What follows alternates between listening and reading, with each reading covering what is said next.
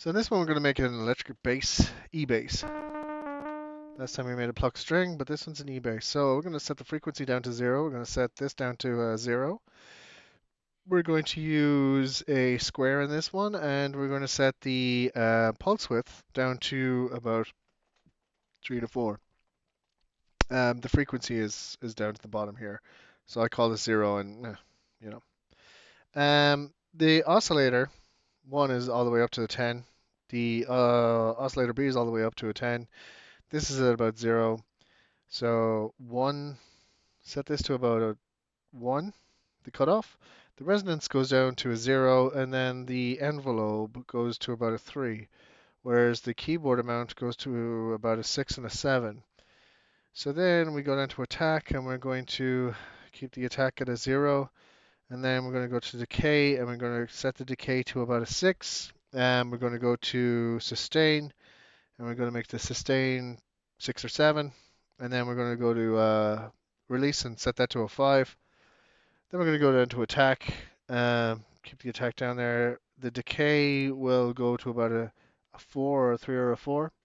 The sustain, you want to set this one to about a 9. You want to set the release to a 5. Then set this to normal, set this down to rate. Then the pulse width and the keyboard, you want to turn on the keyboard. You want to turn on the square, you want to turn on the sawtooth, and you want to leave the triangle alone. You want to have the octave set to 0, and you want the frequency down to 0. In the modulation or the LFO, we want this set to about a 7, and we want this set to a triangle. Next, we want to go down to the modulation, and then in the modulation, we want to set that to a 9, and then turn up the wheel.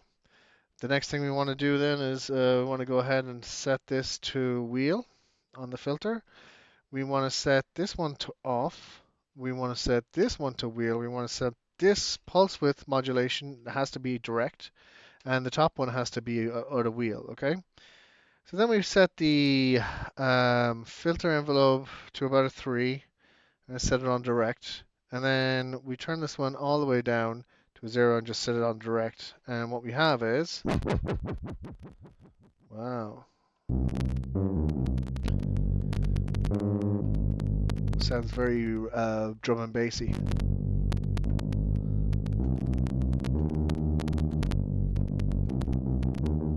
And then if you want, you add the keyboard element in.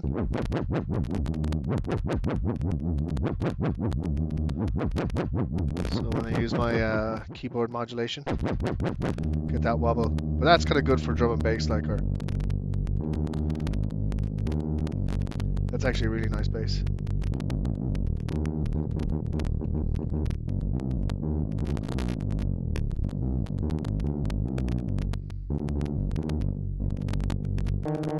The higher octaves.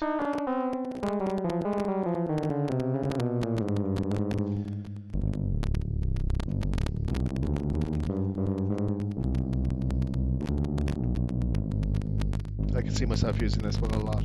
But that's electric bass, so we'll continue on.